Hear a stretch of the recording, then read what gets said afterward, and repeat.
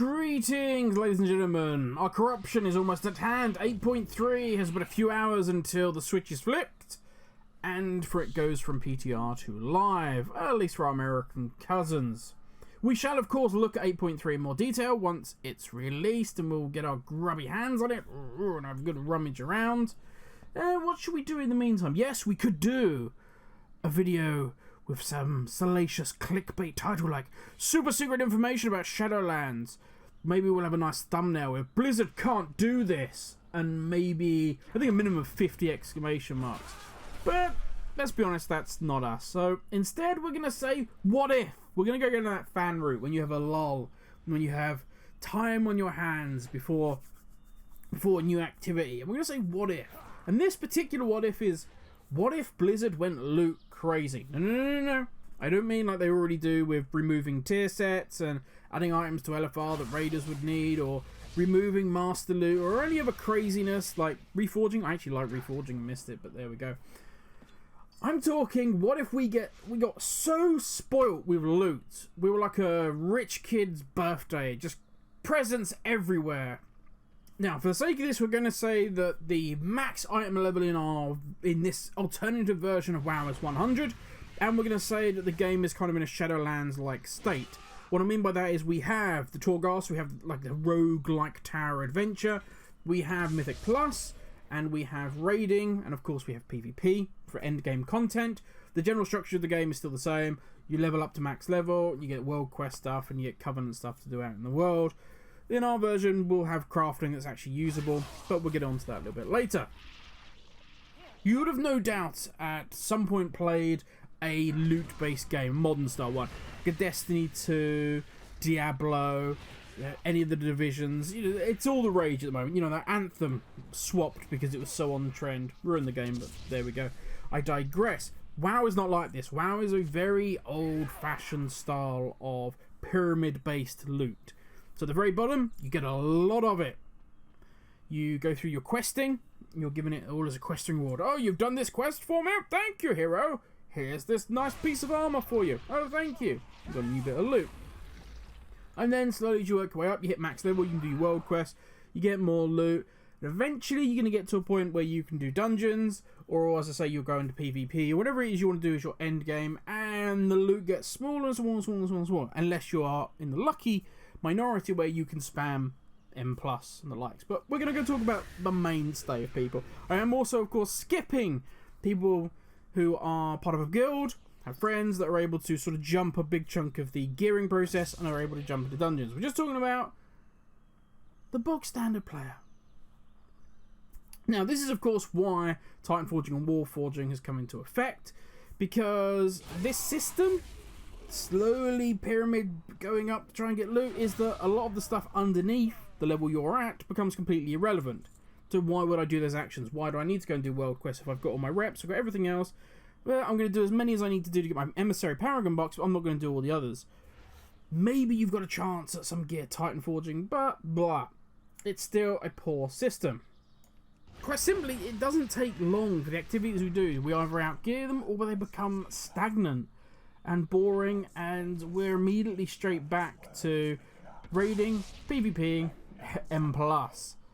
You know, the only reason we go out in the world is if there's time-gating events that still need to be done, and we'll go around and do, as I say, whatever our emissary happens to be. What about, and here we go, let's go into our idea, what about our loot bukkake party? What about if events scaled your item level? Now, I would have it that also mobs would scale as well out in the world, but that's a personal preference. But we're going to say this. The loot in the world scales with your item level. For emissary, we'll say. So if you are item level 100, which in our world is hypothetically the max level that you can be, your emissary reward would scale to be max level rewards. It's crazy, right? Now, Warfronts, Island, these style of events, once per week you get the reward. They would be exactly the same. They would be at your current item level. Again, doesn't matter if your item level is 100.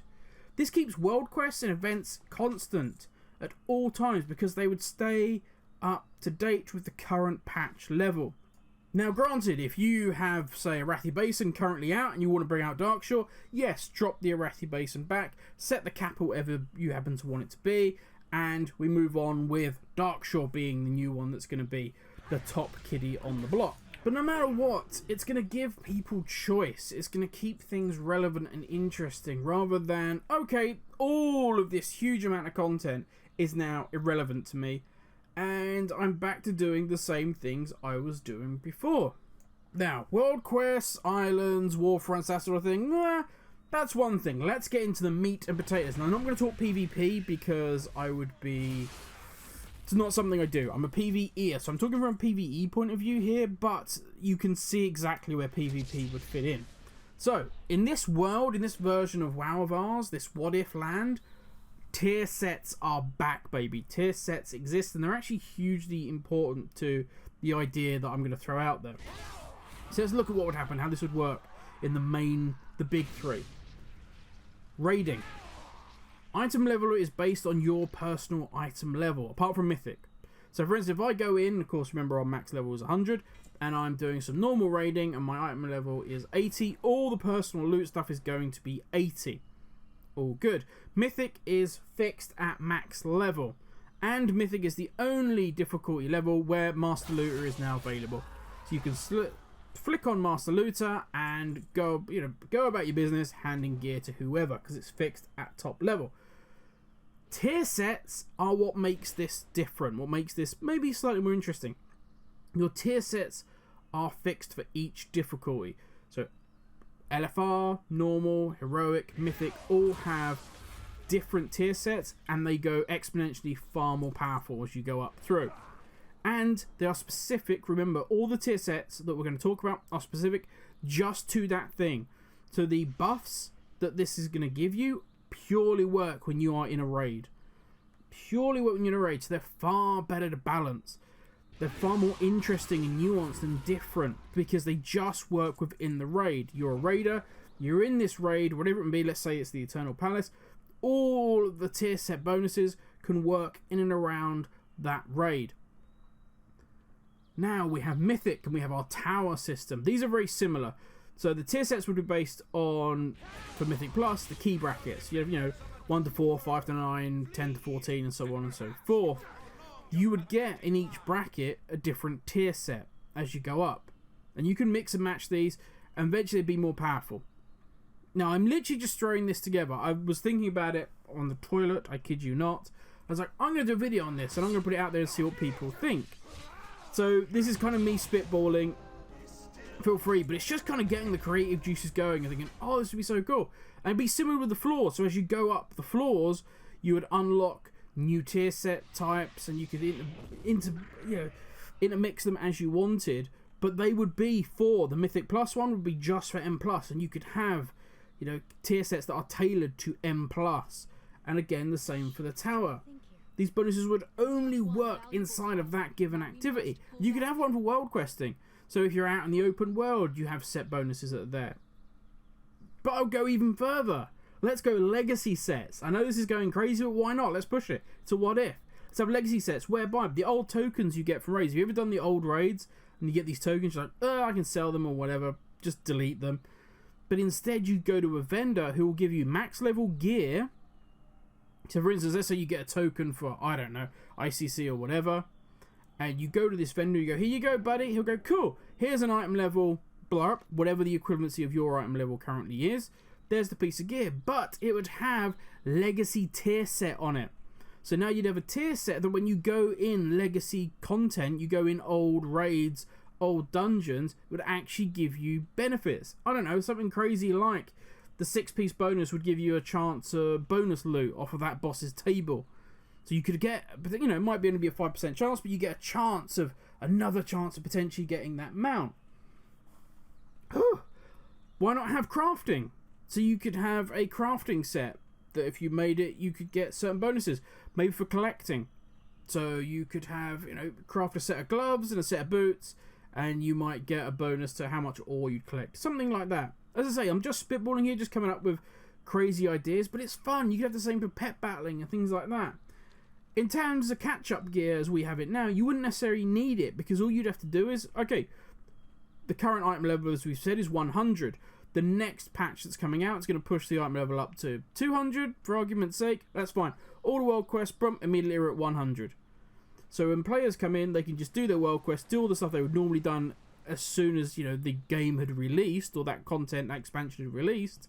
Do the same thing we all had to go through. But it's fine. It's giving them gear for the current one. That means that whatever they're creating for that new zone, like the new area, say we had ny'alotha and Mechagon, no, you don't need to do the catch-up gear with the mana pearls and all that crap. You can make it more interesting, more dynamic, more diverse, because people are still able to do that older content that we already have, like the basic world quest of emissary caches, and that's giving them gear that's working as catch-up gear. So the new zone is more interesting, more dynamic, more fun. All this is designed to get people just playing the game, doing the content they want to do, and getting gear. Because gear is irrelevant, doesn't make a good player. And how many times I can say that? Good player is just playing, knowing your character, learning it. Oh, and breathe. The way I look at it is, if you gave me an assault rifle, and you said, right, go storm, you know, the enemy building. Okay, you can give me the exact same equipment you're giving a guy who's been in the special forces. But it doesn't mean we're the same player. Doesn't mean we're as good as each other. I've had no training. I've never done that before. I'm not going to be as good as the person that has spent their life training for the special forces for this moment. And it's the same for WoW. Doesn't matter if you give me the max level gear. It doesn't make me a mythic raider. It doesn't mean I can suddenly do M pluses. Be confident that you're a good player, not that you have a higher item level than somebody else. Be confident in yourself. You don't need to have scrub lords underneath you. Oh, I know to many what I'm saying sounds like complete witchcraft heresy of the highest order. I know that. And it always reminds me of the comparison between when people talk about gear, where you've got the high performance sports car. You've got somebody who sat there at the lights and they got a high performance sports car and they're not revving their engine. They just sat there, maybe got the music, you know, playing. They just chill. They're just relaxing. They know their car can blitz anything off the line. And then sat next to them at the lights is that, you know, piece of crap that's plowing out smoke, and you know it's backfiring every 2 seconds, and they've glued like a spoiler that basically looks like an ironing board on the back of the car, and they've got neon stickers all over the place, and if you looked in the window there's more whey protein there than in like the local gym across the back, and they're like bruh, and they call everyone pussy for no real fucking reason. At the end of the day, of course, this is never going to happen.